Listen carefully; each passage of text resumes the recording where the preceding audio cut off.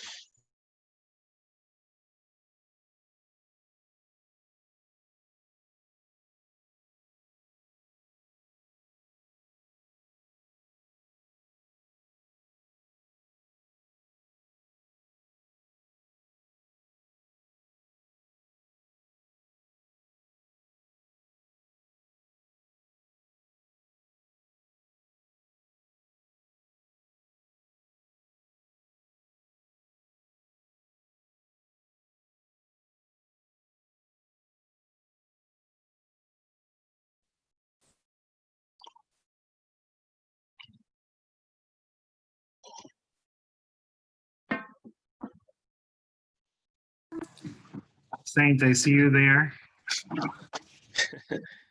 Yes.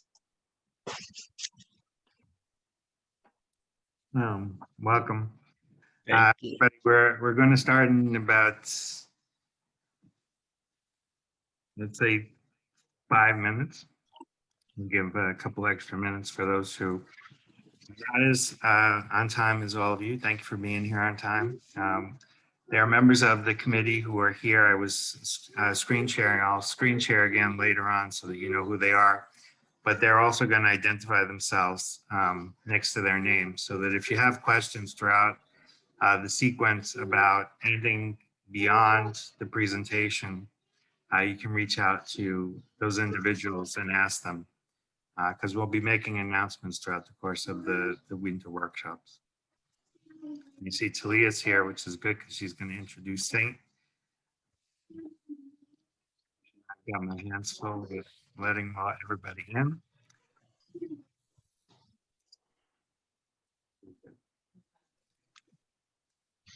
But the chat function should be available to all of you. If you have any problems with the chat function, please let us know. In the sidebar, we also are, we have the closed captioning on for you guys, for anybody who might need it. We're hopeful that it's going to capture everything in an appropriate way. If it doesn't, we will try to make corrections afterwards.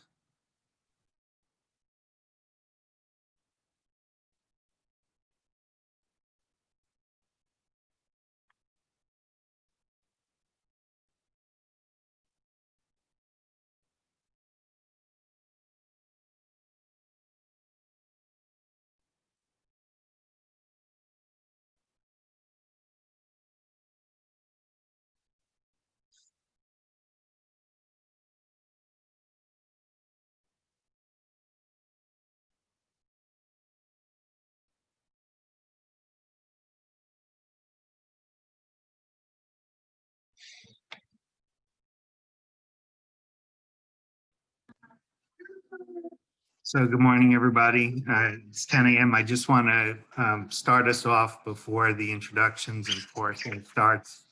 I have two children in the background. My name is Jason Lipfeld, and this is the annual Winter Workshop Series sponsored by the Hostos Student Leadership Academy. We've been doing this since back in the winter of 2008, when we were marching all over the campus, having workshops just about every possible room we possibly could have it in. This was an event that has gone on for 12 years prior to this one, and we have had the opportunity to do some extraordinary things. This year, because of COVID-19, unfortunately, we can't be together in the same room and celebrate the new year together that way. But we're here pulling through with giving everybody an opportunity to have a leadership experience. And the reason why we do this is because a lot of students are busy during the course of the year, have other obligations, maybe don't know what the Student Leadership Academy is. And we try at this particular point in time to bring everybody together and give you a sense of what the leadership programming is that goes on our campus, some of the things that we do, the people who are involved, and some of the opportunities that might exist for you if you decide that you want to join us after this sequence is over. But the sequence is in and of itself a very special thing, a special program. This year we will have 8 speakers. On a normal year, we might have 19. No Tai Chi this year. We used to do Tai Chi every morning, which has been like something that everybody began to love. And at the end of our sequence, we would do dining etiquette, which we would have members of the group actually serve you a meal. So we can't do that. COVID-19 has canceled all of that. But the speakers who are great, talented individuals from around the country and have traveled the world speaking to groups like yourself at colleges and universities and in business are actually going to give you the best of their abilities and share their knowledge and their wisdom with you so that you can have a leadership experience over this week. And as mentioned in the email, for those of you that stick it out with us and do all 8, we're going to get you a special certificate. I don't know how we're going to get it to you, but we're going to get it to you. We may have to do it electronically this year, but we have done that in the past as well. So I've talked plenty. I will be around and I will do some basic introductions and some overview. But I think Talia is here to do an introduction of our first speaker, who is actually, one of our prides and joy, an alumni of Hostos, the former student government president, member of the Hostos Student Ambassador Program, and now currently studying at Harvard University and doing this as a profession, speaking amongst other things, writing books and other things. But I don't want to take away Talia's steam because she has like a whole introduction prepared. Talia, are you ready?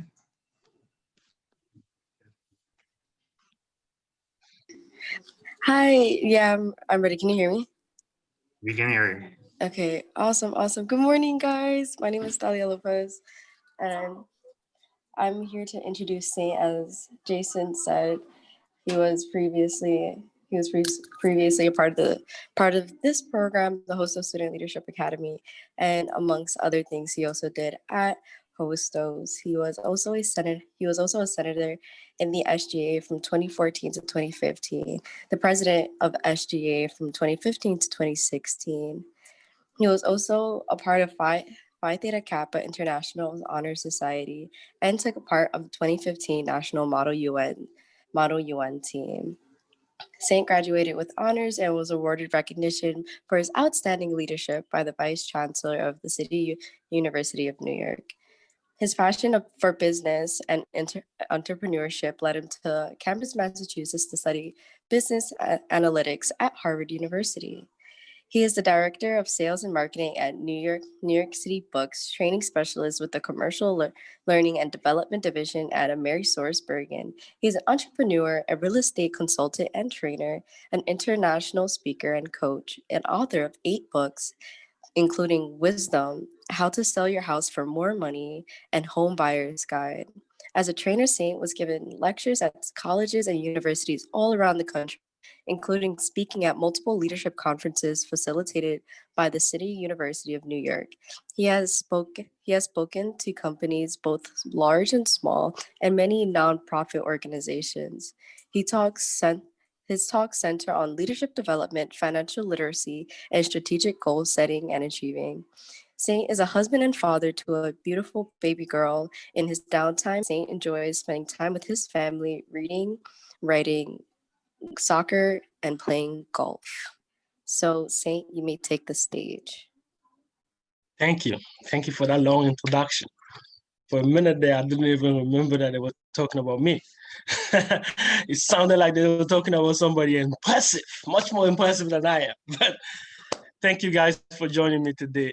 I'm going to start by sharing my screen and then so you can guide me through this talk and then we go from there. Okay.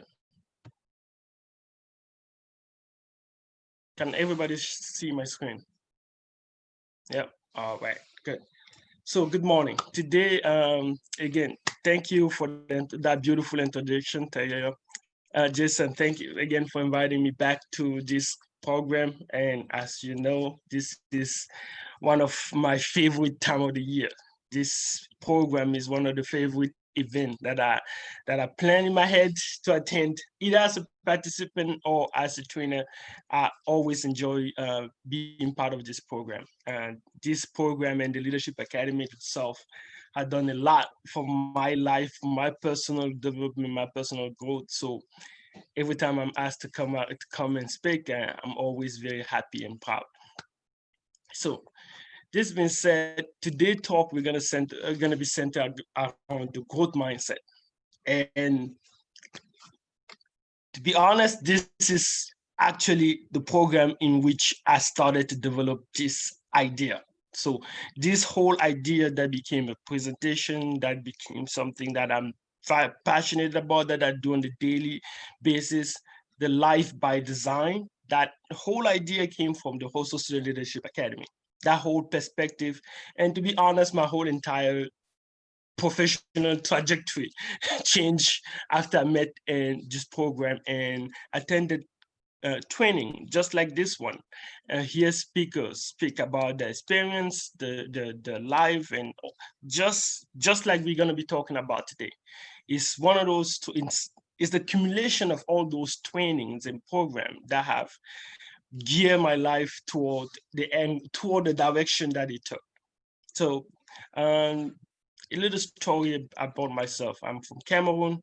When I moved here, in Cameroon, I wanted to become a doctor. So I was going to school to become a doctor. My family, that's kind of the trade by excellence. That's what we all do. We become all doctors. So I wanted to become a medical doctor, like my father was a medical doctor, like some of my brothers are. So that's what I wanted to be. So when I moved to the United States, I decided, okay, I'm going to follow that passion. I'm going to become a doctor. That's what I'm going to do. I'm going to become a doctor. So when I moved back after leaving from medical school to coming here, I thought, oh yeah, I already finished. I was already in a good track in medical school. I'll just come here and pick up where I left off back in my country. So I set up an appointment in the university to kind of examine my way, how I'll be entering back to medical school.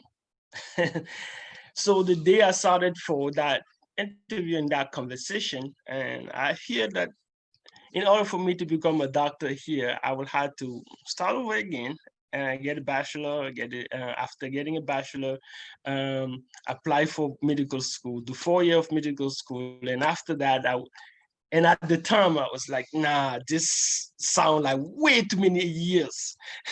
I don't think I can handle that much, that many years more of school. I'm not sure my brain, at the time I thought, I'm too old for this. If I had to do all this again and for 15, 16 years, my brain could not take it. That's at the time, that's what was my thought process. I decided, okay, let me reduce that goal, that big goal a little bit and see what could be manageable. And at the time, what I thought could be manageable would be me going and take a nursing degree, which I enrolled in Hostos to do. So I enrolled in Hostos to get into a nursing degree. So I started at Hostos as a nursing student, which is on itself a great career, but not really because I wanted to become a nurse or I was driven to do the nursing work, but because it was, let's say, like a second choice. It wasn't my career of choice. It was just something that I wanted to do because I couldn't do what I wanted to do. And that's horrible. That's the worst way to picking a career for yourself. It's the worst way of picking something that you're going to be doing for the rest of your life.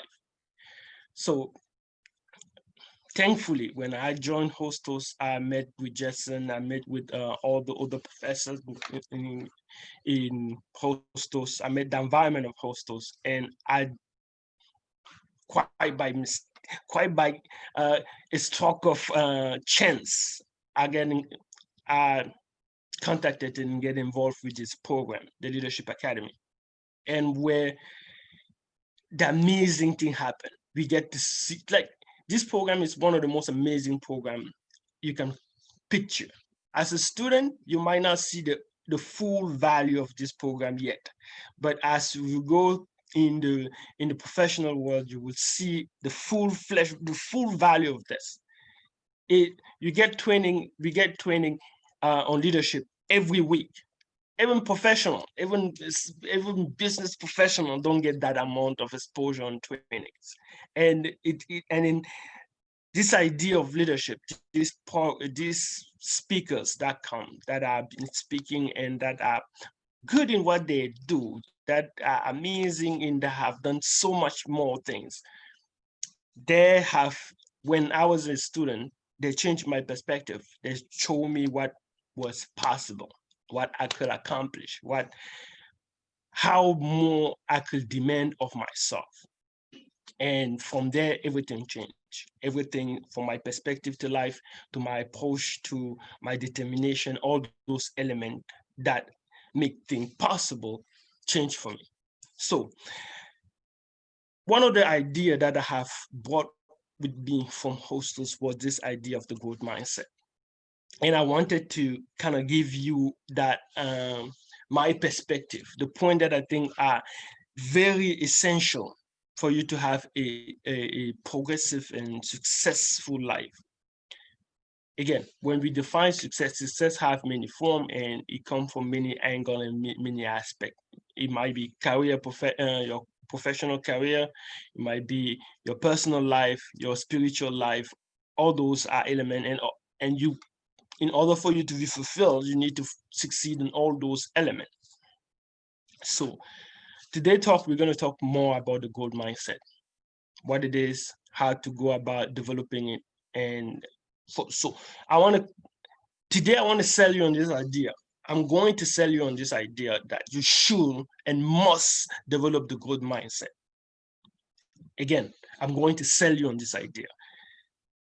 I'm confident that by the time we finish this presentation, you and me will agree that some of those elements are the most important and must be included in your life in order for you to go where you're planning to go. I know that if you're a student that are sitting here this morning, it's 10 o'clock in the morning, you're sitting watching a presentation, that's a commitment. That means you really are somebody that have a perspective. You're really somebody that have an objective. If you didn't, you wouldn't be sitting here listening to somebody, to anybody. It's 10 o'clock in the morning. It's too early for anything. If you're not going to work or to school, it's too early for anything. But you took that time. You took that moment out of your schedule to sit down and listen to somebody talk. Whether that person is knowledgeable or not is irrelevant. The action that you took this morning of sitting up, setting up your computer and listening to a presentation, it tells me a lot about you. Even if I don't know you, even if I never meet you or never met you, I know something very special about you. I know that you are somebody that want to achieve something, somebody that is driven, and somebody that will, when developing, after developing, or as you develop your growth mindset, will accomplish amazing things. This is one of the things that I'm always, one of the reasons why I'm always so happy, so proud to join this program, because I get to meet people just like you. I get to meet people like you, people that have a commitment, that people that have a plan, people that want to achieve something and that take action to do that. Because everybody want to achieve things. Everybody think about achieving things. Everybody think about taking action. Everybody think about accomplishing bigger goals. But the people that actually accomplish big goals are the people like you that wake up in the morning, set up their computer, and listen to a presentation. So without further ado, let's begin. So what is the growth mindset? What is the growth mindset? This idea of growth mindset been around for years. People have been disseking that. There are so many books written around this idea. But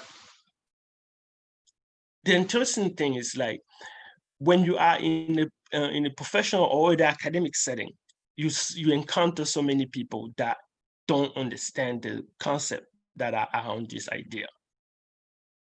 And the reason why I want to talk to you guys about this today, because when I sat down this year, at the end of this year, and I was doing my reflection of how the year went for me and what I did this year, I started to notice all those elements. And by noticing those elements, it struck me that that's the thing. That's how it happens. Because for me, things usually happen and I feel like it just happened by magic.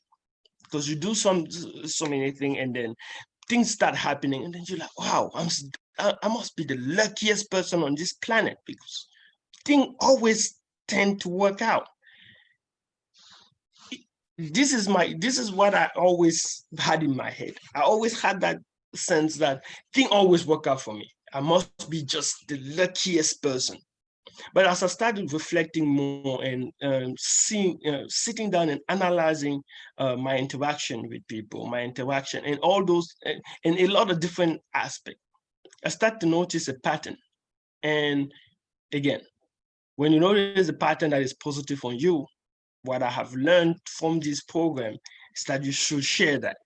You should share that so that other people can enjoy that passion, so that other people can enjoy that benefit. If you find something that is productive, bring it back home and share it with the family. And I consider this group my family. You might be new on this group, but this group is a long-lasting family. If you are part of this group, you're a member of a very, very, very large family with a lot of brothers and sisters all around the world. So the growth mindset is that ability for you to know that things might be a certain way right now, but they won't be like that forever. You have that ability to change things. Either it's your circumstance, your understanding of your understanding, your perspective, your idea, all those have the ability to grow. Whatever situation you are in, you have the ability for you to overcome it. That's the basic idea behind the growth mindset. So what does it matter to have a growth mindset? First, I need to mention the difference. When we talk about the growth mindset, the opposite to the growth mindset is usually the fixed mindset. The fixed mindset is the mindset that said things are the way they are. And you hear that a lot about a lot of people everywhere. Even if you have a job and you're working, that's something that you will hear a lot. It's just the way it is. Or it's just the way this is just the way we we've done it. We always done it this way. And people that have that mindset, that have that fixed mindset, have a lot of problems, a lot of challenges, and a lot of obstacles. And no matter how good they are, they reach a ceiling that they cannot go through, they cannot pass through. And when they reach that ceiling, they won't move any further. They won't move any further in their career. They won't move any further in the relationship. They won't move any further in the spiritual life or any other aspect, the health, whatever other aspect success can be determined with. They won't move further. And they won't move further because they have reached that ceiling. They have reached that mindset ceiling that don't allow them to move further up.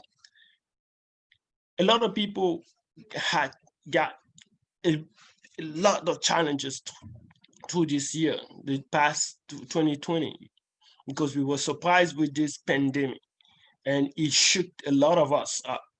It put a lot of us out of work. A lot of us, it put us in so much stress. But most of those happened also, and a lot of business couldn't adapt, and because they couldn't adapt, it ended up hurting a lot of people that was part of that business, that rely on that business for the daily or the life necessity. It hurt a lot of people. But when somebody have a good mindset, like a group have a good mindset, see, it probably wasn't fun for Jason to switch from a physical, live, interactive kind of activity to online activity. It was probably a big switch, I can imagine, in order for it to do that. But being the leader that it is, and being this group being as good as you are, you guys successfully transition online. Now we're having this whole experience that we usually have face to face and full of energy, but we still have this participation, we still have this energy right online. We were able to switch, we were able to alter our, we was able to seek other opportunity. So how do we develop the growth mindset? So today I'm going to walk you through about, I think, 16 or 17 points that I have put together regarding the growth mindset. Some element that I think if you master them, you will be unstoppable. Nothing will come in your way. You have the confidence to do whatever you want. You have the confidence to go wherever you want to go. And you will have the confidence to talk to whoever you want to talk to. And again, all this idea came from me not by mistake or not by chance. I happen to follow most of this. Again, the growth mindset is a continuous process. You never finish growing. So you never have like a end up point when you're developing your growth mindset. As you grow, so you grow more. We have so much more than we can do, so much place or so much achievement we can have, that every time you step up, whenever you step up, you can see now that, oh, I can step even higher. I can do even more. So let's start. The first idea that I want to discuss with you is to value the process over the result. What does that mean by this? Whenever you take a project, whatever you take an idea, whatever you take an activity, even in your life in general, everything is a process. It's a process. The result really almost doesn't matter, because when you do the thing right, you're able to change adapt, modify, and replay. And that's how the game of life works. If you don't take chances, then you don't see. If you are so afraid that the result may not be favorable, that the result may not be something that you want, it will limit your risk taking. It will limit your ability to take action. It will limit your ability to walk through a certain activity and certain element. I'm gonna tell you a little story about this idea. Before I move into to Harvard, I decided, okay, before I move to the city, it would be smart for me to go around and kind of look how the city look and how the city can work, how does it, how I can survive in that city. So I moved into here. I traveled here to Massachusetts, and I said I'm gonna visit around and I'm gonna see how it look. And as I was visiting, no plan, no schedule, no thinking, I was just like, okay, let me enjoy the city. I passed by Harvard, by the Harvard Extension, and then I saw the dean office, and then my head told me, hey, wouldn't it be fun to go talk to that dean? And if you don't know, the dean of a school like Harvard is a big personality. It's somebody that it's not easy to talk to. It's not easy to actually even get a meeting to talk with them. I decided, okay, I'm going to meet with him today. And I feel like it's just a good day as any to meet somebody like that. And I went to the office very nicely and politely and asked to meet them. And as you can all imagine, what they told me is, no, you can't meet him. You don't have any appointment. He doesn't know you. You have no business with the school whatsoever so far. Like, well, why should he meet you? It made no sense for him to schedule time to meet me. And I said, yeah, I think I'm going to meet him. I'm going to meet him today because, yeah, today I feel like I'm going to meet him. So I told the secretary, do you mind if I just sit here and wait? Just wait. I know he's going to have to leave his office. He's going to say at least hi to me. If I sit on this chair, do that bother you? She told me, no, it doesn't bother me. You can sit there. So I sat there and waited an hour, waited an hour and a half, just there waiting. And I wasn't angry. I wasn't mad. I wasn't even concerned that it was taking long. I didn't have any, I just said, let me sit through this process and see what happened. At the time, I didn't know what I wanted to ask to talk to the dean about. I didn't know what question I had for him. I didn't even know if he would meet me. But I just say, okay, let me just sit and enjoy this process as it lasts. And I sat there for a couple of minutes.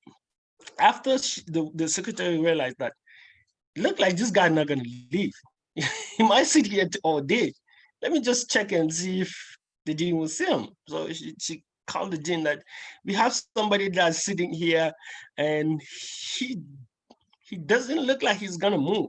So do you want to see him? He said, yeah, I'm going to see him, but so she let me in. And I went to see the dean. The dean said, "Oh, I have 2 minutes to talk to you." I don't have time. I'm busy. I have a meeting. I said, "I only have 2 minutes for you." I said, "Yeah, my question. I have one question. If you answer it in half a minute, I'll be out of your head in half a minute." My only question is, right now I live in New York, and I go to school to New York. I want to transfer here to Massachusetts, and I want to come here to Harvard.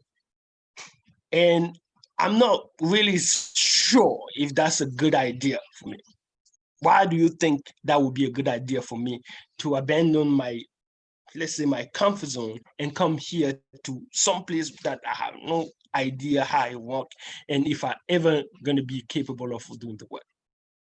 That was 1 second. I gave him like a half a minute question. Instead of answering me in the 2 minutes that he said, he asked me to sit down, and we had a conversation for, I think, more than 30 to 45 minutes. He explained me the whole entire thing about how the school worked. So at that point, I was about to tell him, oh, listen, I need to go out. I need to keep moving. You're taking too long with me here. But the thing is, the only reason why they allow me to, the secretary allowed me to go in is because she realized that I was really enjoying the process. I didn't have any end in mind that was precise. I was enjoying the moment and the process. I wasn't angry for the time that I was waiting. I wasn't even making faces. I was happy and content to just sit there and wait for him until he come out. So that's one thing that I want to encourage you to do as you go. Don't value the process, not the end result. The result will be the result. And the result really doesn't matter because it's the process that makes the result. If you do the process right, whatever results come out, you can always change them by changing the process. So another point in developing the growth mindset is acknowledging imperfection. Acknowledging imperfection. As there was introducing me, you should say that I have wrote more than 9 books. So I'm finishing with my 10th book right now. But my first book is by far my most interesting book, the book that I personally love the most. And I love it not because it was my best work. Actually, it was my worst work. It's the worst book. I mean, I don't even understand how I can call that thing a book. That's how bad I think it was. But again, when I wrote that book, I decided, okay, I'm gonna write a book. And anybody that know me know that I'm not that strong of a writer. It's not my strong suit, but it's something that I always wanted to do. So I decided, yeah, I'm gonna do it. If I do it, if nobody like it, well, nobody will buy it, nobody will read it, and then you go unnoticed. So I finished writing a book I think it took me a week and a half to write that book. Week and a half. And at the end of the book, when we talk about imperfection, I think that one was not imperfect, it was bad, a bad book. So I read it and I said, okay, you know what? I'm going to just publish it. That book didn't have any review, neither by me or anybody else. So I wrote it and then that was it. And then I said, okay, I'm gonna publish it and see what happened. But by publishing that book, that imperfect book, and my first book, the title is Wisdom.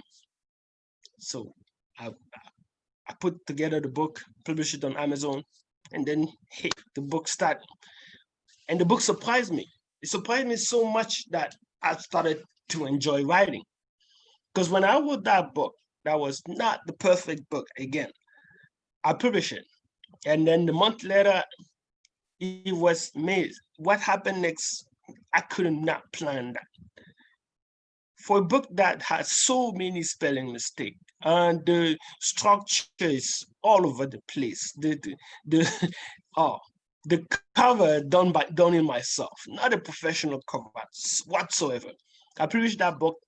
The first month, I made $600 on sale of that book, and it kind of puzzled me for a while why that book was selling so much. And when I was reading it, it was just surprising to me. But I learned a good lesson from that acknowledge and embrace imperfection. It doesn't mean that you need to be like, okay, I'm imperfect and that's the way it is. Because from there on, I start learning how to write, actually learning how to write. Because my first book, I didn't know what writing was about. About writing a book, I didn't know what it is, what it was. So when I published that book, after I published that book, and I was already an author, then I started to learn how to write. That gave me the confidence, gave me the power to sit down and actually learn about the process, actually learn about how to write the book from all the steps that a book go through. From there, I published my second book, and from there on, my book just got better. Every time I write a book, it's at least to me, it's a lot better than the first book that I have wrote. So in this point, all I want you to remember that where you are now is just where you are. It doesn't mean anything about you. It doesn't really mean anything about you. What I mean about you is what you're going to be doing and the progress that you're going to be making. Life is about progress. If you're making the progress, then you're moving in the right direction. So acknowledging and embracing your imperfection is one of the steps to developing your growth mindset. View challenge as opportunity. And as we all know, we all have our fair share of challenges. We all have challenges. I don't know anyone that do not have challenges. I've been blessed to have mentor and friends from various levels. I have friends that are millionaires. I have friends that work for minimum wage. I have that very strange split between my interaction and my relationship. But from all across, from the people that make the big income, that have the potential, the big house, the stable job, to the person that is struggling to meet and meet, it's still the same. They all have challenges. Everybody have challenges. So viewing your challenge as an opportunity is the best way to affront your challenges. If you are having the worst life experience possible, it's the best setup for a comeback. It's the best setup for you to be the person that did it, despite all the odds. So the worse it is, the better it is. Like if you want to write a life story, for example, like your life story would make sense only if you come from a place where you had some challenge. If you have zero challenge, if you decide to write a book and then you say, oh, I was born in a wealthy family and all my life was good. I always got all I wanted when I wanted. Yeah, nobody would like to hear that story. It's not even fun. I don't even think it's a fun life to live without challenge. But having challenge make you even stronger. Because when you beat the challenge, oh, it feels good. It feels good. I remember when I first moved to the United States. I moved to the United States. Some of you might have the same experience as me. And I couldn't say a word in English. I couldn't say one single word in English when I moved to America. No, let me not lie. I knew how to say thank you.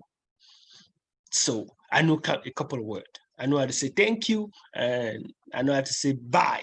That was about the extent of my English. But moving to America and my first job was as a security guard. So I was walking in the store, kind of standing around watching people shop. Didn't enjoy it a bit because I'm an active kind of person and I despise standing up and doing nothing. So from that same job, I decided and I negotiated with the manager and asked them to work in the deli. The deli department, as you know, you have so many cheese, so many different type of meat, and you need to make people sandwich correct.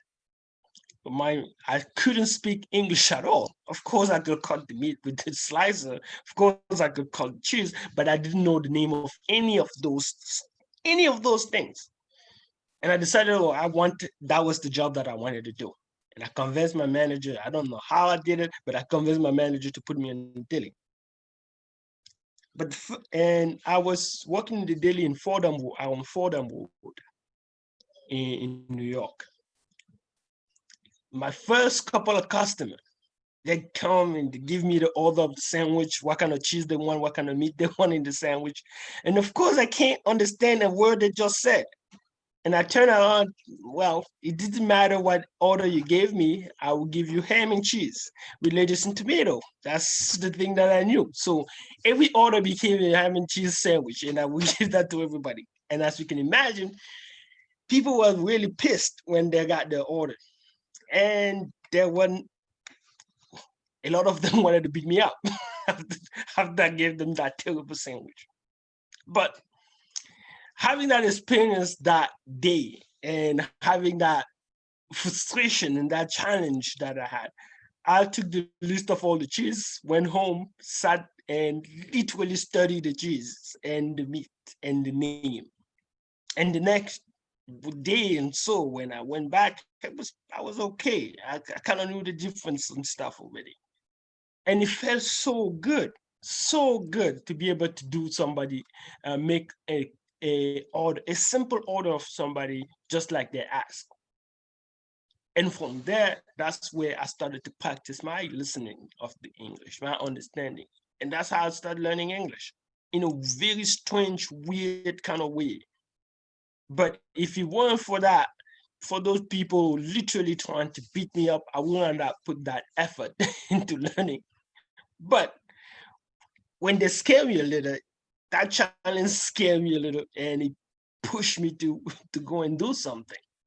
And from learning from there, I never stopped. So I learned English and then I decided, okay, from there to the next 6 months, I was taking 3 classes, 3 different school of English at the time.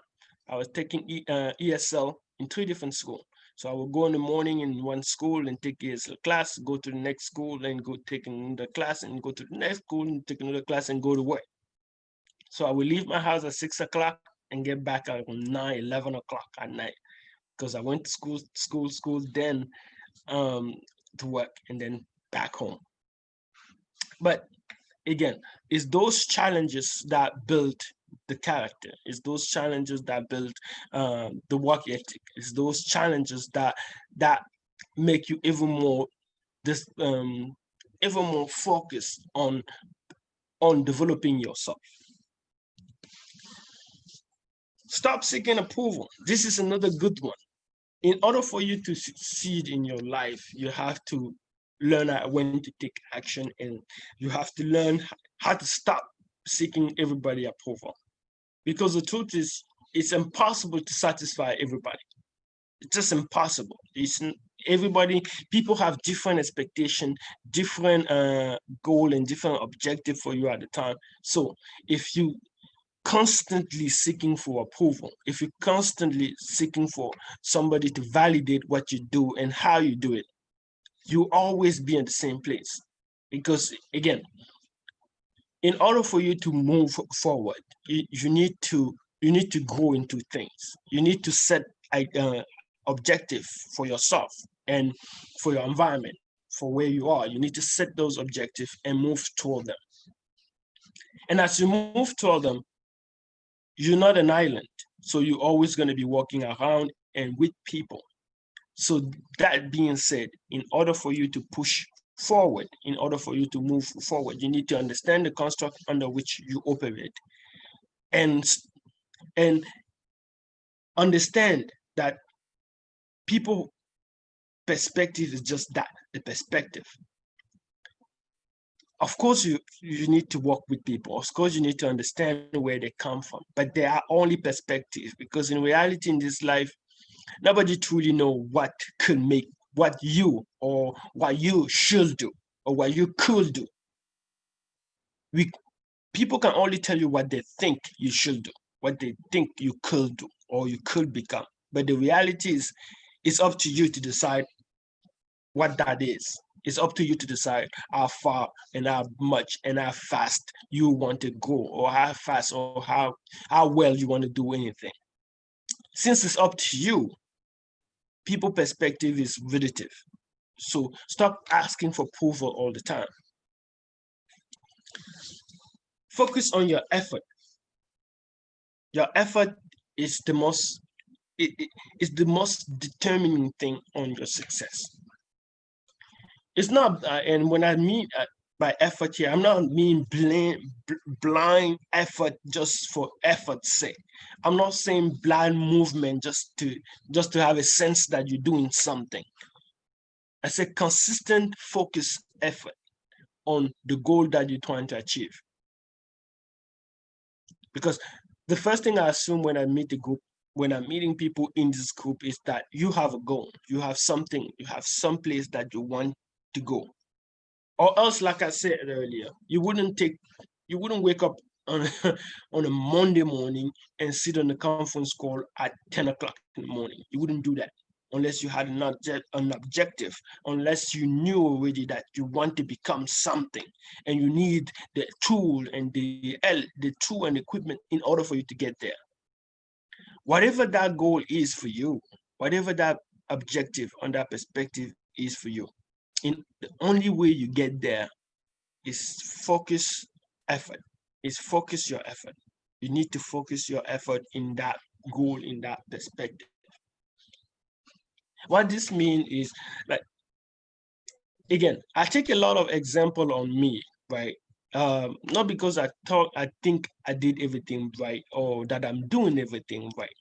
I'm taking most example on me so that you can see how related it is to you. Because again, I've been in your shoes. I don't know how I can explain this to you. I knew what you could be seeing when you're looking at the speaker. I know how you could be what you could be thinking when you're seeing a speaker speak.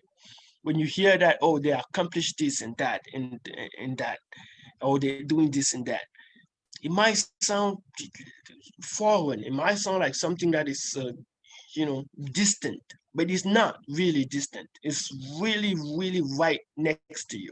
It's really right there for you to just extend your hand and grab. And the only way you do that is by focus effort. In order for me to publish a book, I need to focus my effort. I need to set up some time in order for me to work on my books. When you hear, oh, in the span of 5 years, I wrote almost 10 books.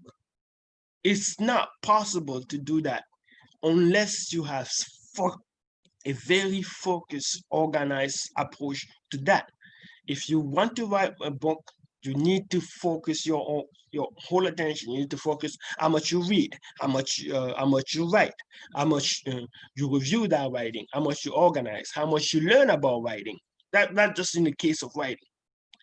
Everything else is the same thing. If you decide that I want to be healthier, if you want to be healthier, I mean, you need to focus and understand how that works. What can make you healthier. You need to understand that. And in order for the only way you can understand that, and if you apply organized, focus, effort regarding anything, even if it's your school, if it's your schoolwork, if you're trying to have an A in the class, it's not possible for you to have an A in the class by just wandering in the class and the day before the exam, you try to cram everything in your head and go to the test and think you're gonna have an A. It's not how it works. You need to organize your effort so that when you go to the test, you're confident enough to not even worry about the test, to be able, like, I'm gonna have an A. I know I'm gonna have an A before the professor even give a question. And the only way that happens, again, if you organize and focus your effort in whatever you do, whatever aspect you decide that they are important in your life, you need to dedicate some time for some of your time, some of your effort to it, to the understanding of that particular domain or subject, to the development of that particular domain or subject. If you do not do that, it's impossible to excel in anything. It's impossible to excel in anything without the focused effort. Focused effort means it needs to be on your calendar. It needs to be on your calendar. It needs to be a scheduled event.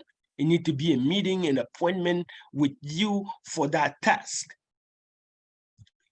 Again, when it comes, an example for me is like when it comes to writing or exercising or anything, I make appointment. I make commitment to that appointment that, okay, when I wake up, this is the first thing I'm gonna do. I'm gonna write for an hour, or I'm gonna read for an hour. It's in my calendar. It's in a reminder on my phone. Just like it will be a reminder if I had a meeting with the president of the United States or the governor or whoever the meeting would be. It's just as important as that. Because the only way you push toward those excellence is by accomplishing your goal. And the only way you accomplish your goal is by focusing effort on them. The next point I want to talk about is cultivate grit. Grit is that determination, that drive. And the thing is, most people, for the most part, we think drive is something that you just have. That either you're born with it or you're not. But it's not true. Drive is just like, it's a skill. It's something that you can learn to develop, that you can develop and do well. And like most things that are important to us, they are skills. And cultivating your grit is important. And how you develop the skill is simple. The more you do something, the better you become at it. So make small commitment to make like the easiest thing a commitment. And by accomplishing them, you will get that sense. You will get that endorphin, that accomplishment sense. And for me, for example, I have checklists. For everything I do, I have checklists. From the time I wake up to the time I go to bed, I have a bunch of checklists. And checklists help a lot because, at least for me, they feel good when you check something out of your list. And that's the beauty of the checklist. It make you, remove something. It make you feel like, okay, this is done. And for me, when I start my day, the first thing that I do is establishing some of the things that I want to be crossing through the day. And now the day become like a game. And that means whatever I need to do, I will make sure that by the end of the day, I cross all the element on my to-do list, all the element of the thing. And by doing it consistently, you build that resilience. You build that whatever the challenge may be, you will break it down into the step that they need to be broken down into, and then you will cancel them as you move forward. You will remove them and push forward. So this is a very, very important point. Developing that grit, developing that that approach, that knowledge, that understanding that I'm going to do it no matter what. It's going to happen. It might not happen today, it might not happen tomorrow, but it's going to happen. And when you know in your head that something is going to happen, something good is going to happen, you can enjoy almost anything. You can enjoy, you know that, okay, it's going, you know in your head for sure, I'm almost there. It's just a step away from me. And that's how, for me personally, I maintain my touch and my drive to do more. Is that I always know that, oh, there's more to be done, and I'm not far from it. I'm right on the corner. I'm getting to that. So this is a point that I personally think that we have the most amazing advantage nowadays on this particular point. Back in the day, in order for somebody to buy a book used to cost a whole year's salary of somebody. And at that point, people were still buying books. Nowadays, we have everything that we might want to learn right in the tip of our hand. Many people smarter than us, that have lived similar life than us, that have lived through the experience that we're going through, have left behind some trail. They have left behind some element of how they did it and what they did and what challenges they had. And one of the things that I personally am very passionate about is understanding and learning from other people's mistakes. A mistake that was made already by 20 people should not be made by you too. If people have made this mistake consistently and you know by reading that this is the mistake that everybody make, you should try to make sure that you don't make that mistake. And the good thing is we have it now. It's so easy now to have that. One of the things that I personally love is books. Most of the successful people on this planet left behind at least a book that recorded their experience, their thought process, their challenges. It would be a shame not to use that. And nowadays, as easy as having that play in your car as you drive, or listen to it as you walk out, as you relax, having it, you have so many books for free everywhere you want to look at it. Like if you go on YouTube, you can learn literally about anybody that is anybody, what their life were, what their challenge were, and what mistake they did, and what good action they took in order for them to move from that mistake. You can learn from like a ton of people. You just put it on YouTube, you look for the book that you want, boom, right there. You pull your phone out, you go on, there's so many platforms where people record the challenges, people that are very successful, people that are struggling with from things that vary from addiction to simple decision-making process to all those financial decision to relation advice to all those. People have made a lot of mistakes that we are about to make. So before making a mistake, it's very important to see how people have dealt with that particular issue before. You're not the first person on Earth. The Earth was around for millions of years, a recorded history. Now, we have accumulated knowledge over all those periods of time. So now that we have the technology we should put it to our advantage, to our progress, understanding what we could be doing wrong and fixing them before it get too late. So I want you to think about this as you go toward your day or as you have important decision to make.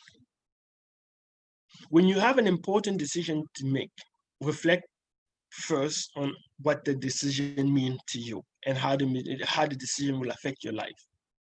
How big of an impact that decision will be in your life. And from there, find people that have made that was in the similar position to have made a decision for that particular set of circumstances. What decision did they make? Like for example, let's say tomorrow you go to work and suppose you go to work and the boss tell you, come to my office, you're fired. You're not the first person to be fired. You're definitely not the first person to be fired. Even that same day, you're not the first person to be fired that day. But what you're gonna do from there depend on, a lot of people got fired. What did they do? What was the bad decision that they took? What was the right decision they took? It's the same case if you get a promotion. They come to you, you go to work tomorrow, your boss call you to his office and say, listen, today you're getting promoted, or today you become the manager. You are definitely not the first manager, ever. You're not. It doesn't matter what position you get. You're not the first one to have that position. That means some people before you were promoted. Some people before you was demoted, or some people before you were fired. What did they do? And it's so easy now that you don't even have to go read 1,000 books in order for you to find that answer. You can literally go on Google or YouTube and literally just type the circumstance you're dealing with and a book or a speaker or a coach that deal on that particular issue. You could do that just right there, which means don't make a mistake. Don't wait until you already made the mistake to understand what people have done. Look at other people. The other people have done it. Other people have recorded it. Look for their information. I know nowadays we have so much information around, we are around so much information all the time that it becomes more and more difficult for us to synthesize those decisions and to take away what would be important to us.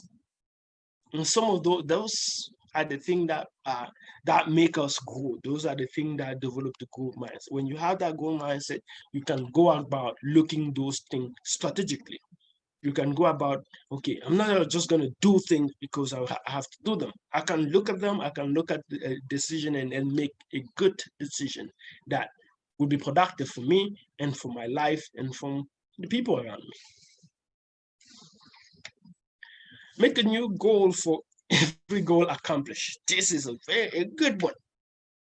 We all have a set of goals. And as I said, if you're in this meeting, you probably have goals. If you didn't have goals, it's less likely that you will be in the morning listening to a presentation. But when we accomplish goal, a lot of people that as they move forward, they get less enthusiastic of moving forward. They get less engaged with their life, less engaged with those activities that they do. The reason is when you have a goal and you finish that goal, you should set up a next goal right after it. You should set up, okay, I'm done with this. That's what my next goal to replace that goal, so that you're always moving toward something, always moving toward something. It could be in school, like you want to have an A in a class. In order for you to have an A in a class, you need to do a couple of things. You need to do your homework on time. So doing your homework on time is a goal. And you should be like, okay, I did the first homework on time. I did the first test right. Let me start focusing. Okay, I'm gonna do the next week, the next month. I remember when I was back in Hostos. For some time, I wanted to do I would set up my head. Okay, I'm gonna have A on this class at the beginning of the semester. So I'm gonna have an A on this class. And now I will go back and then the first semester, the first week of class, I will be so engaged, so involved in the class. I will do everything in order for the class to start tracking well. I will be ahead of the professor by a chapter or so. But the moment that I get the first test, the moment that I get that first test and I have, boom, a good grade, I have my A, boom, I will relax. Say that, oh, this class is easy. I will forget all the setup that I had before that test. I will forget all the work that I have done before that test. So I will just go and be, oh, it's for sure, this class is easy. And because I will relax in my goal and my objective and the amount of effort I was putting, I'm sorry about that. I have somebody calling the house, but so the effort that I was putting in forward, I will forget about them and I will just say, oh, this class is easy, because I would think that I won't be putting more gold into how I process with my school. And obviously for the next semester, for the next test, you see the grades start dipping a little bit, and then you have to wake up and say, oh, so now the way I have trying to correct that in my life, even professionally or in every other industry that I work, I try to set up goal before and after. So when I set up a goal for this period of time, as soon as that time is finished, I set up a goal right back to cover that goal, to cover back. And that constant movement, that constant motion towards something help you develop that growth mindset, help you always feel engaged with what you do. It always make you feel passionate and always make you pushing and tracking towards something. Think realistically and the time and effort. That's something that as young people we do. We make a lot of mistake on this. It's easy for us to think when somebody think, oh, I want to be successful or in my career, or I want to be a millionaire, or I want to be healthier. All those goals, they are very good goals. But the thing that we tend to forget is we tend to miss is where we are now and what we need to do and how long it will actually realistically take us in order for us to accomplish that goal. It's a lot of people now are get into entrepreneurship. A lot of people now get into business with the perspective that, okay, if I'm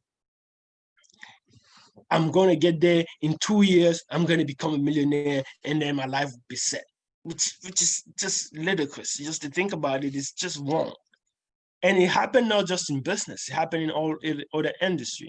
People don't see the challenge, they don't see the effort that they need to be putting in order for them to succeed. It's like somebody going to school and decided, oh, they want to be a doctor, and they know that they want to be a good doctor at the end. But they see that and they forget the effort that need to be put in terms of understanding the material that they're supposed to be learning today. So they do not picture that. They don't picture what they're doing now, how it relate to what they're going to accomplish later in the future. And that's usually our problem. As young people, we tend to focus when we have a goal. We have the goal like becoming a lawyer, becoming a nurse. If you want to become a nurse, there's element that you need to go back realistically and see the challenge and the effort that you need to apply in order for you to be a successful and a good nurse. You need to go back and apply a certain thing. You need to go back and understand certain basics and understand certain element. When you do that successfully, when you understand that, okay, I'm going to go to school, for example, if you want to become a nurse, I'm going to go to school for between 2, 3, 4, 5, even 6 years, depending on what you're trying to be. But when you get in there, we always we see the end result, but we don't see the nitty-gritty that need to be accomplished there in order for it to be successful at the end. The effort that we need to put in our statistic class, the effort that we need to put in our biology class, in our chemistry class. What we see is we want to be the nurse, the end. But we don't come back to the reality of where we are now and what needs to be done in order for it to be a success, in order for it to be accomplished well.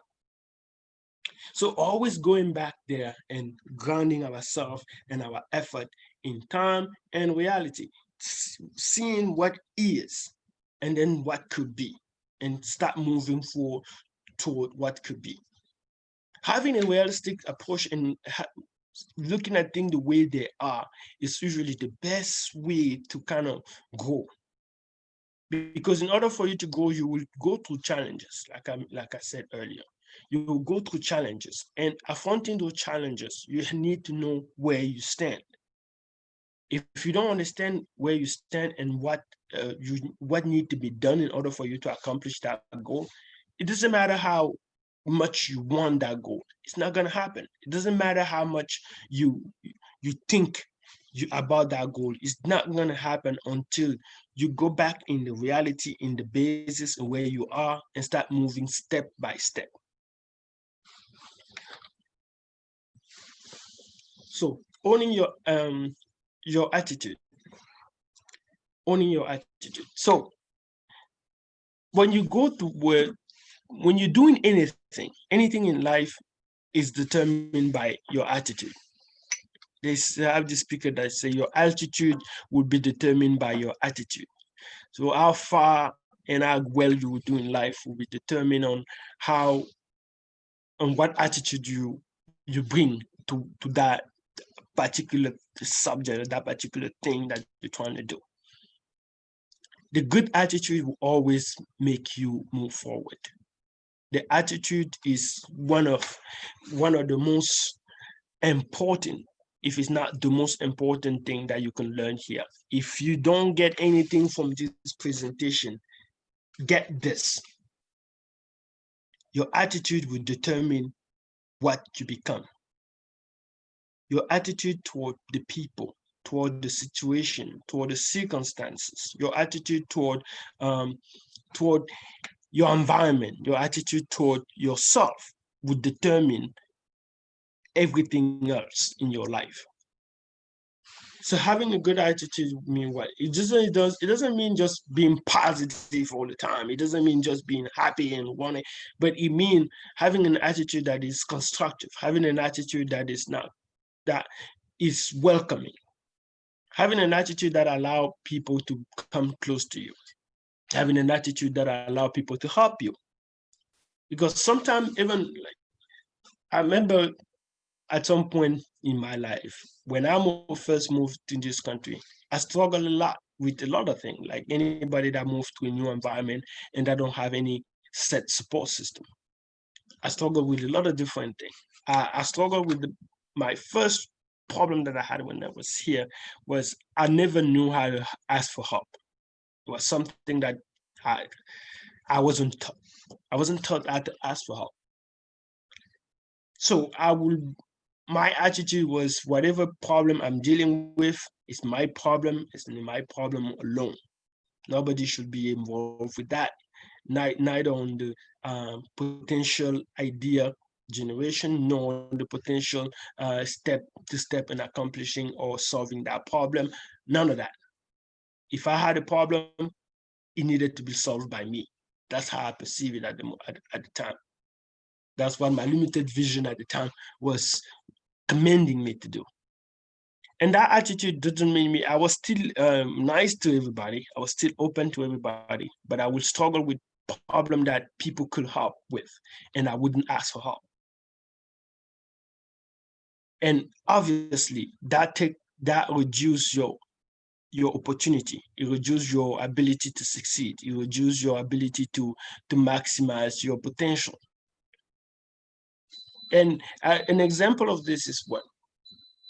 In New York, when I first moved to New York, I'm always good with people. I had a lot of good friends. But I remember one time I was renting a room in somebody's apartment when I first moved, and I was paying my rent on time, like a normal person should. I was paying my rent on time all the time. But while I was paying my rent, the person wasn't paying the rent. So I came off of work one day, and there was an eviction notice in the apartment that in which I was renting a room. So I ended up not being able to get in the apartment. So I had to I didn't have any place to live. For that night and for the foreseeable future, because I didn't know when we would be able to resume our normal living arrangement. So from there, I could pick up my phone and call any of my friends that would be welcome, that would be happy to get me in the house. But my attitude was not, and my attitude and my mindset was not right at the time. I couldn't possibly ask somebody for something like that. So I spent 2 nights wandering around the city, not knowing where I'm gonna sleep. Wandering around the city, going to hotel lobby and sleeping in some hotel lobby as I was waiting to find some place to live. In that circumstances, in that situation, is my attitude determined that stress that I had. And during that time, of course, I couldn't perform well in all the other activities that I was doing. I couldn't perform well in school as I wanted. I couldn't concentrate on my job as I wanted. And could I have help if I have asked anybody to help me find some place? Probably would have gone, would have went a lot faster. I end up spending 2 weeks in New York City, not knowing where I'm going to sleep every time I finish with my regular activity. So attitude and mindset are of a tremendous importance, and how you perceive things and how you approach things and how you able to to communicate with those circumstances to other matter. So even when you have either having a promotion at work or having any kind of having a promotion at work, having a moving toward anything, the first characteristic that usually help you get those elements that you need in order for your life to be fulfilled and accomplished is that attitude. So value growth over speed. Value growth over speed. It go back to a point that I mentioned earlier, but when you're moving forward, especially us here, most of us here are young people, which means we have years of growth, we have years of development, we have years of learning that is possible. A couple of years ago, I found myself thinking like an old man, thinking like my life was at a point. I thought I was old at some point. And then I sat and realized that, okay, I still have at least 30 years to retirement, which means more than 30 years to retirement. 30 years, that's kind of a long time.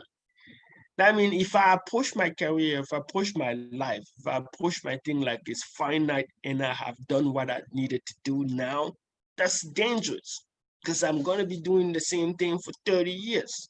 Definitely might not want to do that. I want to grow. I want to do better. I want to do more. I want to accomplish more. I want to help more. I want to be able to do what I always wanted to do, which is helping people and helping them more. I want to help 5 people. I don't want to help 20. I want to help a lot more people, billions of people. And I have the time in order for me to do that. Not necessarily, I won't do that all now, but I have the time to do that.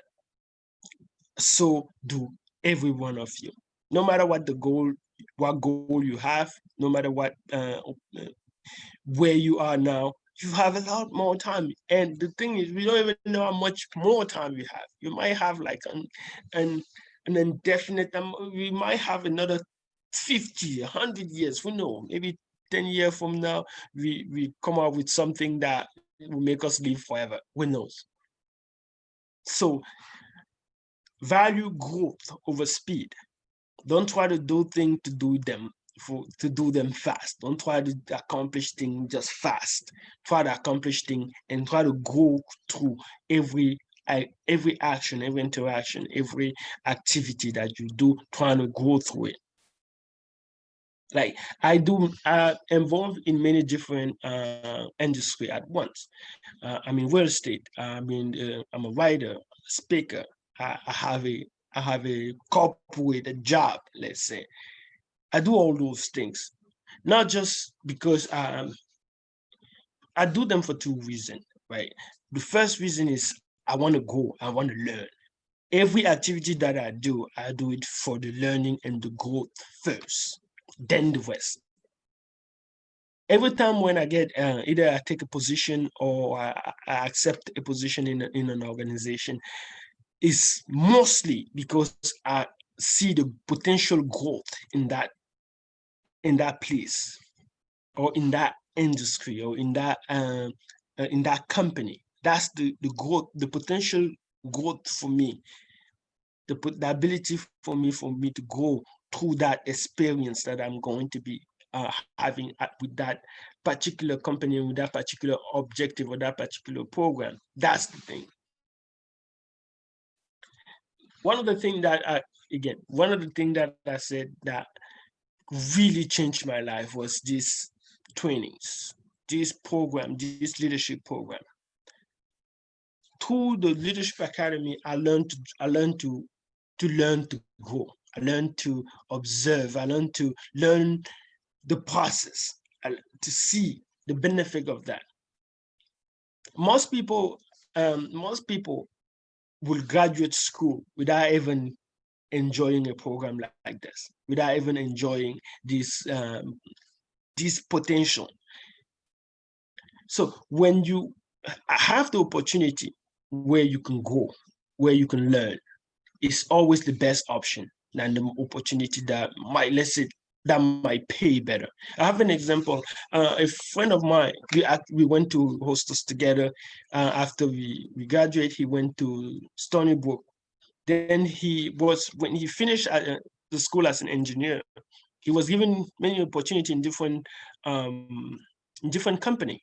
And we kind of talked about what company he will like, he should choose. So we're having this conversation on what company he should choose. And our advice and our conclusion was simple. The company that allowed him to learn the most would be the best choice. The company that allows you to learn the most might not be the company that pay the most, but since you're learning so much, you will be able to change that learning, creating more, be able to use that learning to create more value that make you more marketable, that you can do many other things. So a program, an activity, an organization, a group, friends, whatever you're trying to get involved with, always get involved with things that help you grow, more. Not things that make you get to your goal the fastest, because getting to your goal the fastest might not be the best thing. Because if you get to another example for my personal life, when we finished at Hostos and I moved to Harvard, I decided to start a tech company, and we actually did start a tech company, use a lab, pretty good. At the time, I thought, okay, I knew everything I need to know about business. I can successfully manage a tech company. And we didn't do very bad with it. We did okay with it. But I did not at the time have all the skill that I needed. I was going too fast, too quickly. So I was trying to grow way too fast, way too quickly. I didn't have the necessary element, the necessary skill in order for me to successfully bring that idea that we had to fruition. So we actually took that project to the show that many of you may know, Shark Tank. We went to that Shark Tank and pitched that idea that we had and that we were working on. So in retrospect, if I knew then what I knew now, we will do much more, which is almost always the case. It should be always the case like that because as the time goes, you grow more, you learn more. But again, value growth over speed. Speed can get you to a place where your ability will not be able to, will bring you to a place where your speed can bring you someplace where you cash a check that your ability cannot cash. So study and grow as you move forward. Pay attention to the word and thought, to your word and thoughts. The word you said, the word you use, the language you use, the thought process that you have, determine where you're gonna go, how high you're gonna go, what you're gonna be able to accomplish. And it is the first fight we must all win in order for us to get where we want to go. We need to win this fight over our thought and our word. What we say will realize, what we say will accomplish themselves. They will accomplish themselves. So it's very important. I don't know how much I can stress this out. The word that you use that come out of your mouth will either empower you or enslave you. Those words that you use out of your mouth, the thought that you have in your head that produce those words, you need to check them. And if you check them and walk constantly on having empowering, motivational word to you and to people around you, you will be improving them and helping yourself and your environment grow all the time. It is very, very important for you to check what you say, for you to check what you think. Some of the things that I usually do in order for me to prepare for the day is to listen to motivational speech and to live through those high energy motivational speech. Mostly because when you fill your head with all those positive words and all those positive sound, when you go out, you feel different, you do different, you talk different, you act different, you react different. You're more likely to give the helping hand. You're more likely to try to interact with people positively. So pay attention to your word and pay attention to your thought. Get feedback proactively. Feedback, we all get them. Hopefully. Getting feedback proactively means when you're getting feedback, either it's positive or negative, learn to take feedback in a way that you can integrate it to your life and your circumstances to make it better. Whenever somebody gives you feedback, get that feedback. It doesn't matter the intention behind the feedback. It doesn't matter the manner in which they have gave you the feedback. It's your job to turn that feedback to a positive, proactive way. Not necessarily positive, but in a proactive way. If somebody sends you feedback, it might be a bad feedback. It's up to you to take the feedback, analyze it, and utilize it to make yourself better. And feedback is one of those things that are very important to get. If you're not getting enough, ask for it. You don't ask feedback in order for you to adapt or to adapt somebody's perspective or point of view. You ask to see their perspective. And when you see the perspective, it's up to you to proactively analyze it and incorporate that if need be into your action and your decision and your process making. Have high standard. This is another thing. Always have high standard. The higher your standard, the better you will perform in order for you to reach your standard. If, for example, in school, my standard, I always want to have an A in the class. So I would do everything in order for me to meet that standard, in order for me to meet that A. And sometimes it was stupid thing as going to the professor 100 times to ask them to ask a question. Go back to them again and again and again to ask a question, to validate the claim, to ask them, okay, how did I get a 98 on this test? And that's something that usually some of my classmates thought I was crazy. I'll get a 95 on the test. A 95 is an A+. But I will go back to my professor and say, okay, there's this 5 point that I don't see in my test. I don't know what happened here. Can you explain to me what I did wrong here? So that next time when I return my test, I want to see 100. What can I do in order for me to improve this to 100? And when you have that mindset that instead of a 98, you want 100, that's the standard that you abide by. That's the standard that it will push you to perform better. It will push you to do better. It will push you to be more active, more proactive. It will push you to study more. Because if you went to the professor and then the professor saw that you make a very not so smart mistake, he will let you know. He will tell you that. And then the next time you listen, I need to do better. I need to do better on this thing. And usually that's the way it will help you grow, it will help you move forward, it will help you push forward. And another point is seek for expert help. Always seek for expert help.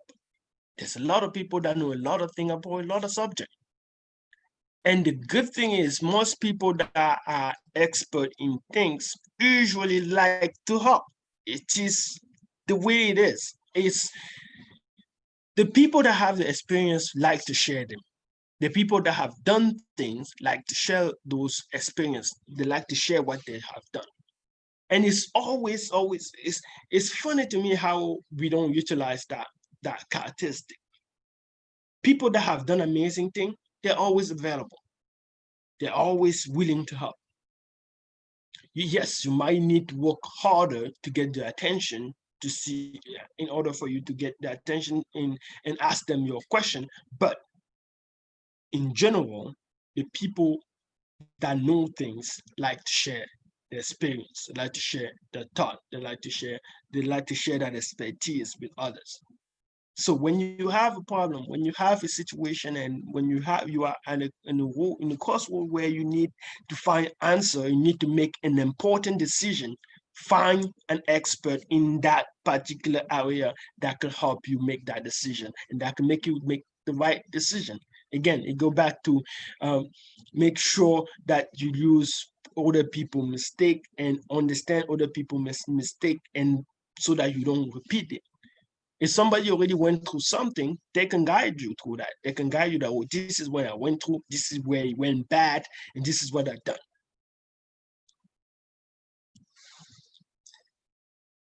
For my last point on this, and then we will go into a Q&A. Abide by the brain plasticity. The brain plasticity is the ability for your brain to grow and learn more and do more. Your brain is just like a muscle, like any other muscle. The more you practice it, the better it works. The more you exercise it, the better it works. So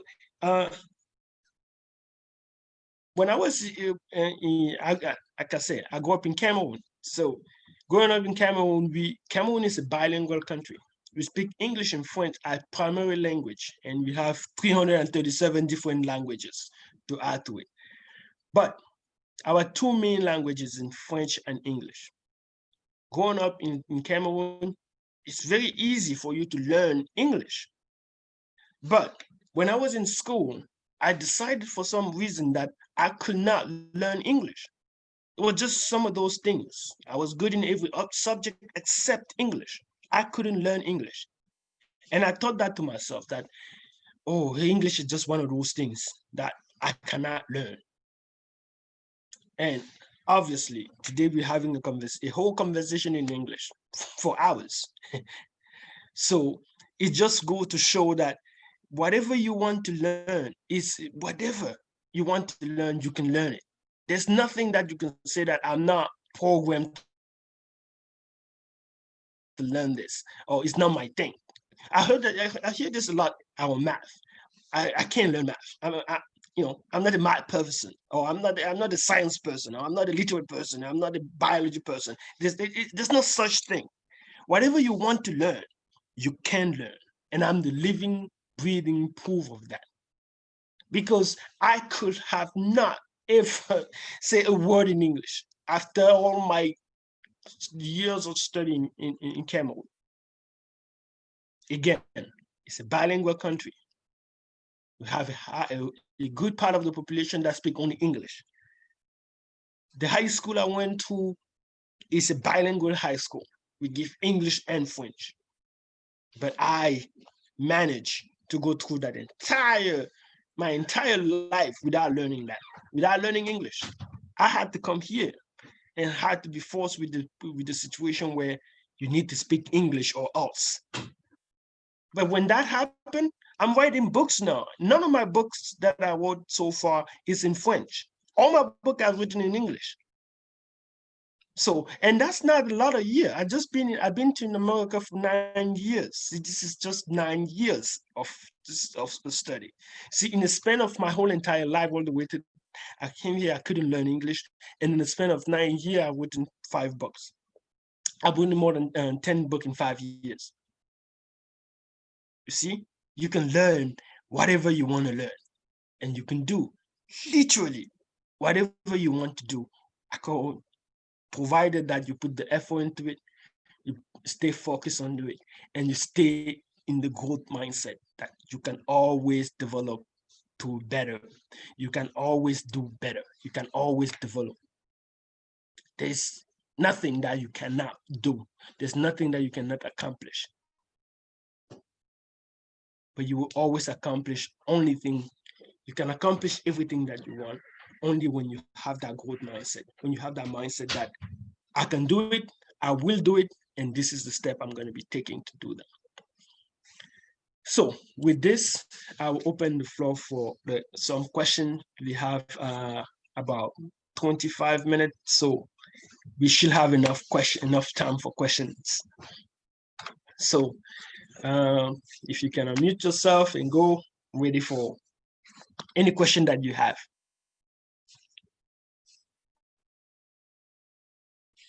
I love your presentation. I just feel like it's very inspiring. I'm grateful for, your advice and everything. So thank you. Thank you, Christina. You're welcome. Hi, good morning. My name is Miriam Bray.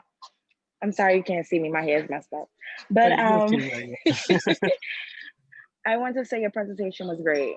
And it's really what I needed at the point. It did. It helped me continue to push because I was thinking about, taking a little break because it was getting overwhelming with school. But you told me that if I want to get to where I need to be, I need to continue to push. So it was needed. Thank you. Thank you. Thank you, Maria.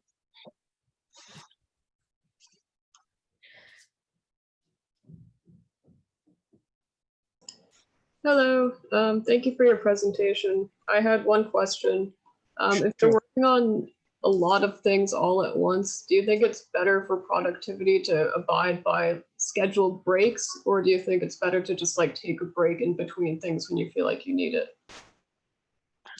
Personally, I tend to take about 10 to 20 minutes before moving from one activity to the next. That's just what worked for me. If I'm working, because usually I work in different projects in different on the same day. Like today, after this presentation, and have a couple of other projects that I have to work on, and so usually I take 10 to 15 minute break in order to reset, and I can get into something else. I might work in different industry and in different things, but I don't work on them at the same time, almost ever. I don't multitask. I do one task, then the next, then the next, then the next. But good question. Thank you. Thank you.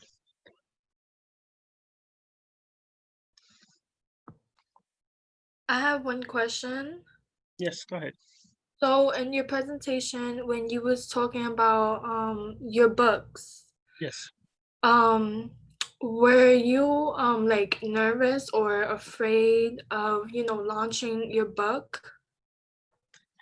Yes, it's always, I would say it's a mix, you're exciting about finishing a book, but you don't know how people will react to it. You don't know how it's going to work. You don't know if it was good or bad, especially my first book. My first book, like I said, it wasn't my best work, and it's still not my best work, but it's still producing amazingly good. It's still performing well in terms of sales and so on. So when publishing that first book, I was very, very, very, very nervous. I really almost didn't publish it because, well, I knew it wasn't great. That's why I was so nervous of publishing it. But I'm glad I did, because by doing that, it kind of motivated me to actually go and learn the whole process of writing and the whole process of book publishing and so on. But Right. yes, I was nervous. Right, because I feel like I have that same issue. Like, like I'm probably, like I know like what you put in your life, like the way you think and stuff like that, um, is what you receive, right? But I feel like, like it's sometimes fear that stop us from accomplishing certain goals.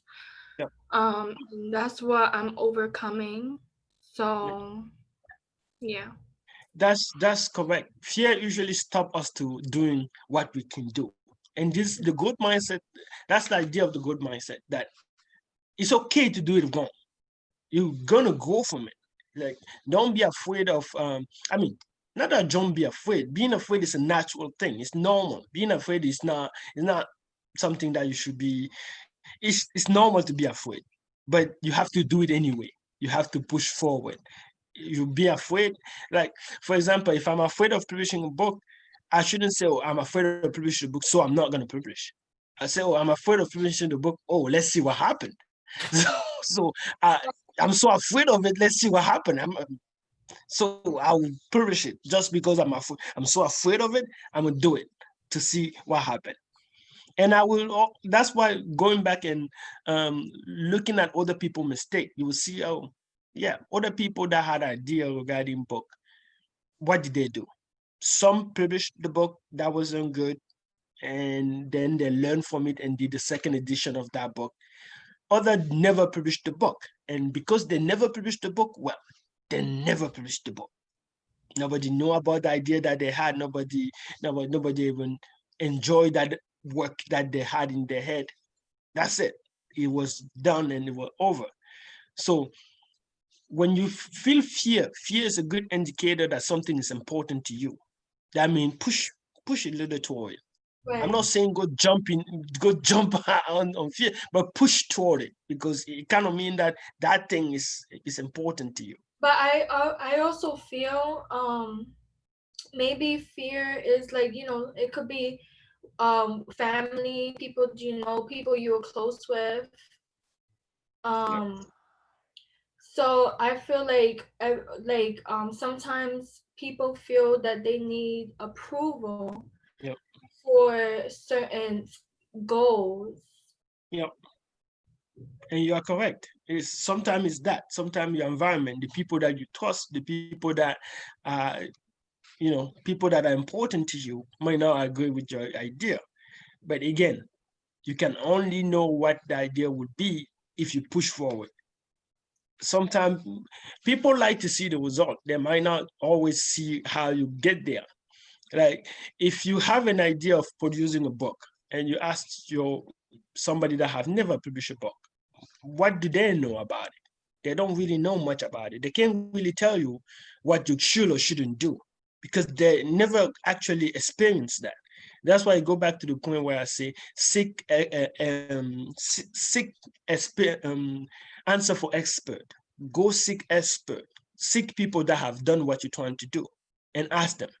They're the one that are in a good place to tell you what to do. Because they've done it. Then if you go ask your let's say you have a parent that have never started a business before, and you go and tell them, oh, I'm launching a business now. Yeah, that might not know what it mean, what it actually mean to start a business. They may tell you it's a great idea, go do it. But if it's the wrong time, like I explained you for my part, it wasn't the right time. If I have spoke to an expert before I invest myself and my money at the time, he might have told me, oh, listen, there's a couple of things that you might need to look into before you jump into this. You see what I'm saying? So it's always seek answer for expert, for people that have done what you're trying to do. And nowadays, it's so easy to do that. You can just go online and find out literally anybody that have done almost anything that you're thinking of doing. And that's one thing that this program is good for. It bring expert right in your door, right to you, right on your doorstep, so you can ask them.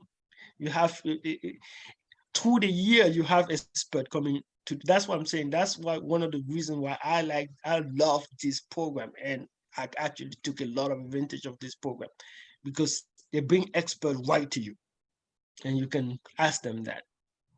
Right. And thank you for your question, Christina. You're welcome. Hi, there is a question from Afnan Faria. I'm hoping saying the name correctly. Yep. And I will try to do my best. It says, what about studying a major that I am not convinced of? It, even though it is the major that may be the best for my future. Again, the best for your future, it's not easy to tell which would be best, which major would be best for your future. When I started at Hostos, I had no idea that I'm going to be doing what I'm doing now. Like, I have absolutely no idea. It's sometimes it takes exposure to things in order for you to discover what it could be for you, what could be for you. It take exposure to things in order for you to know yourself. Because at the end of the day, the career is for you, right? It's for you to feel to do for the rest of your life. I'm not saying that you need to look for something that you are necessarily passionate about, because you might not know that you're passionate about something until you get good at it.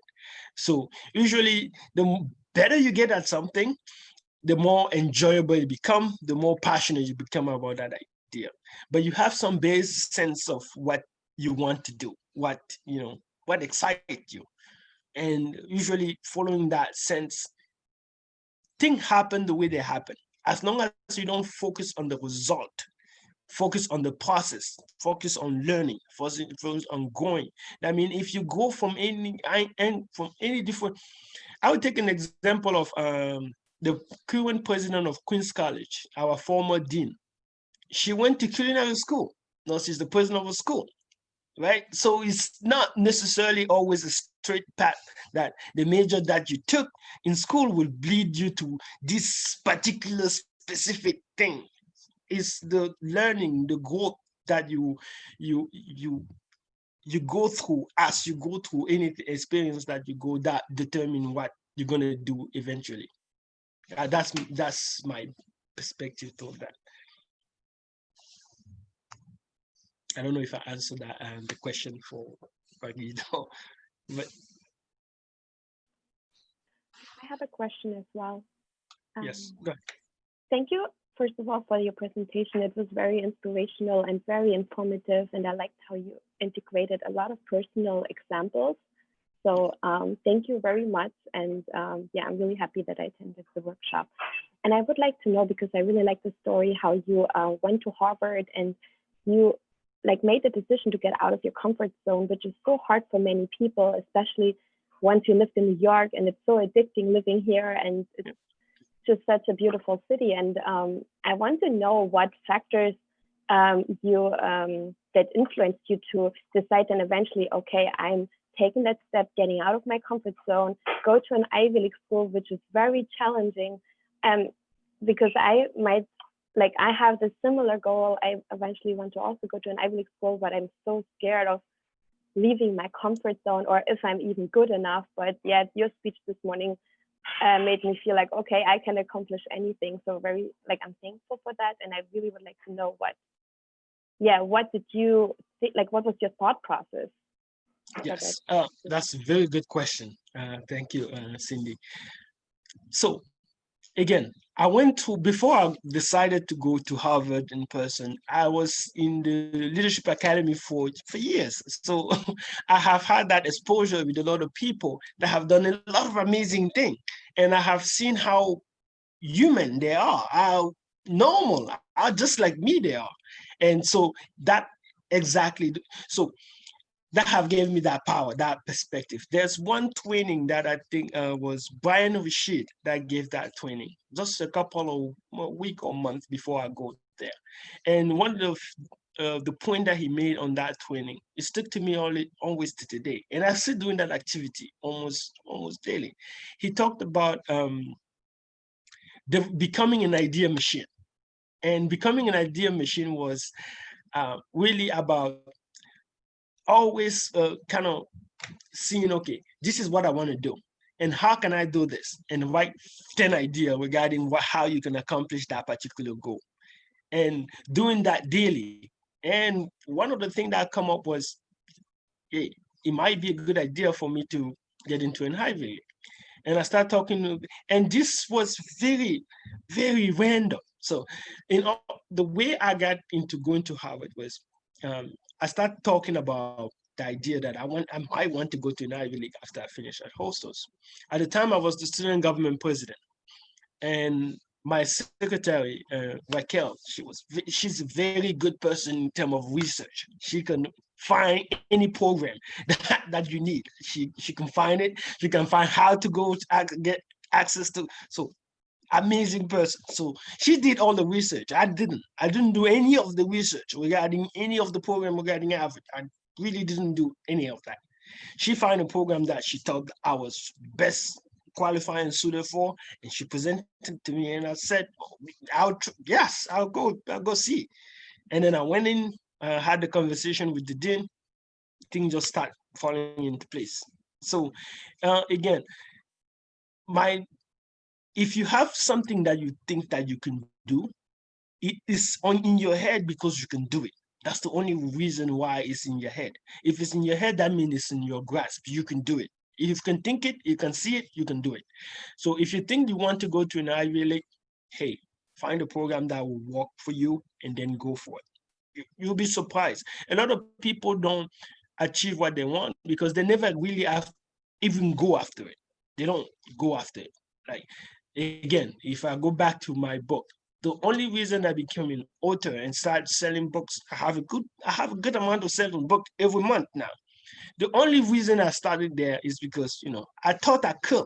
At the point, again, I don't know, it might be difficult for you to understand what I'm talking about me writing. I'm very bad writer. I'm a bad writer. I've always been a bad writer. But I got better when I started writing. When I produced my first book, then I said, oh, and I start seeing the money come. Like, oh man, this thing can work. I get paid for doing nothing every month for having a book. I think this is a good thing. And I start learning and practicing and doing the research around that idea. And then things start moving a little bit. As you go through things, the result and the value that you provide become better, and then you get the reward for it. If you're thinking about going to an Ivy League, I would say go for it. Go for it. Thank you so much. Sure. Hi, thank you for your presentation. It was really inspirational for me, especially I spent almost 14 years of my life studying French. So like hearing you that you did all those things in 9 years here, it was really inspirational. But how did you have that confidence of speaking in front of people? Because I have that fear that I might make mistakes, or I don't know. It's really hard for me for that. Oh, thank you for the question. Actually, I'm pretty sure you guys that speak English pretty well catch a whole lot of mistake that I did tonight, just today in my speech.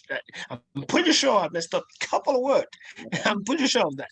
The thing, and at the beginning, and Jason can confirm this, I wasn't this good of a speaker.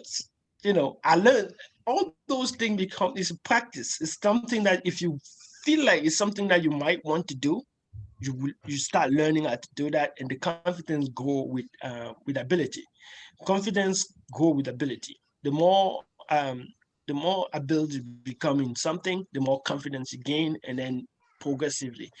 So when I started at Hostos, I wasn't this confident, promise you. When I started in the Leadership Academy, I wasn't this outspoken. I wasn't. I grew into this.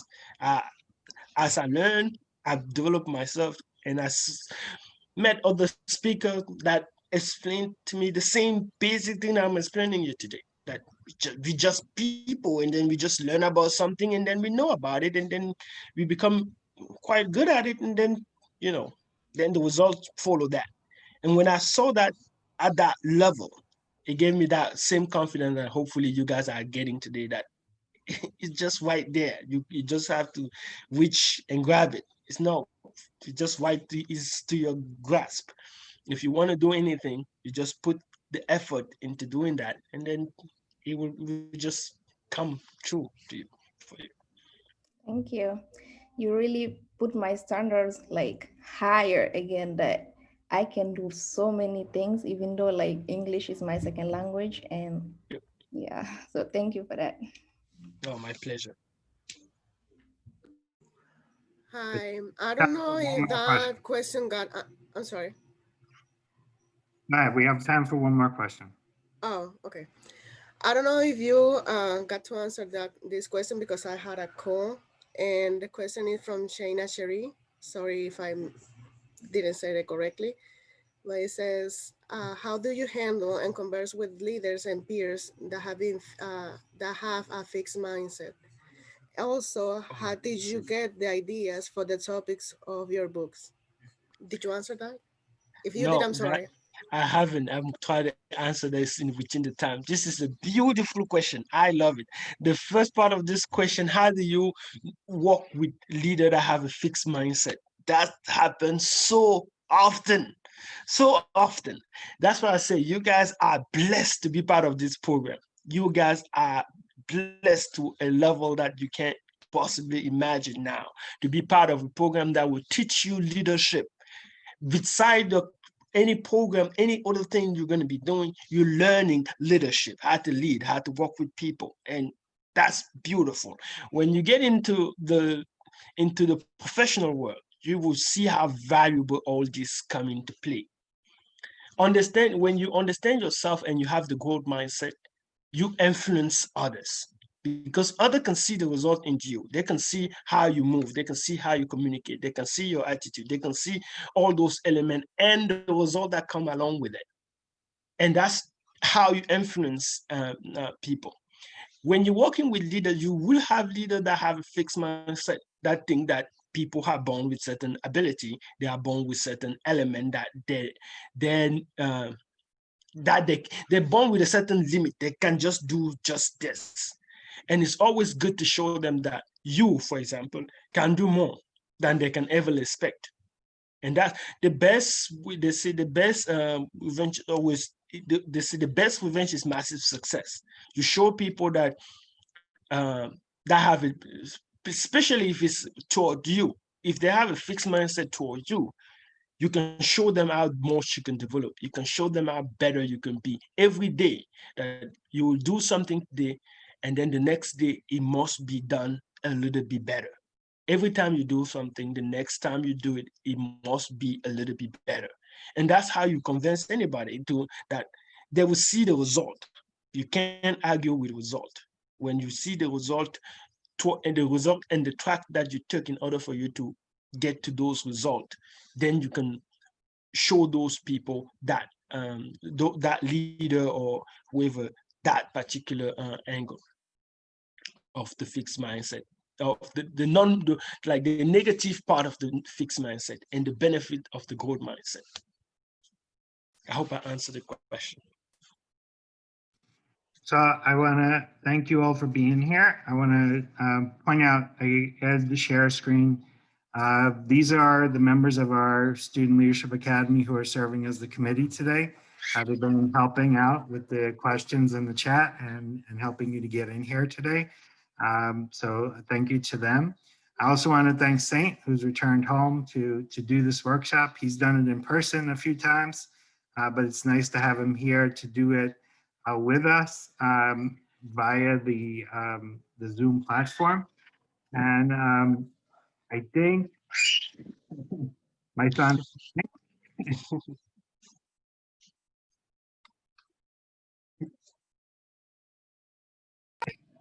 yep, he's gone. And so I think he's probably been very inspirational and shared some ideas with you that would benefit you. We never had this at the winter workshop since the crime. So I think that he's probably helped you a lot. And so I appreciate you saying thanks for being here. A round of virtual applause for my friend Saint Mbakap.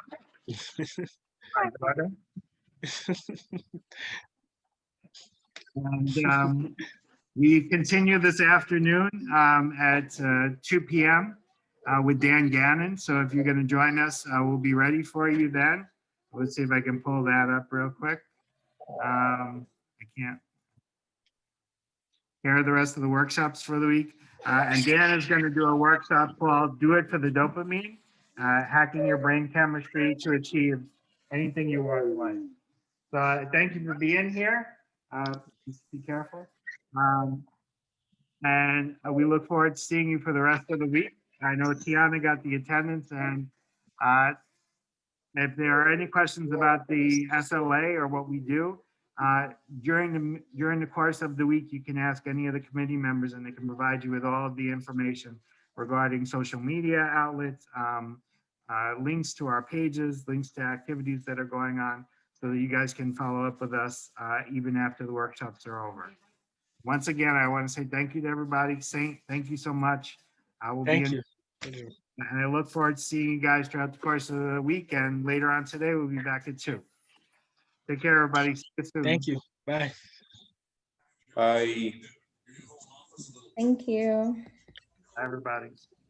Thank you, everybody. Thank you. Thank you. Bye. Thank you.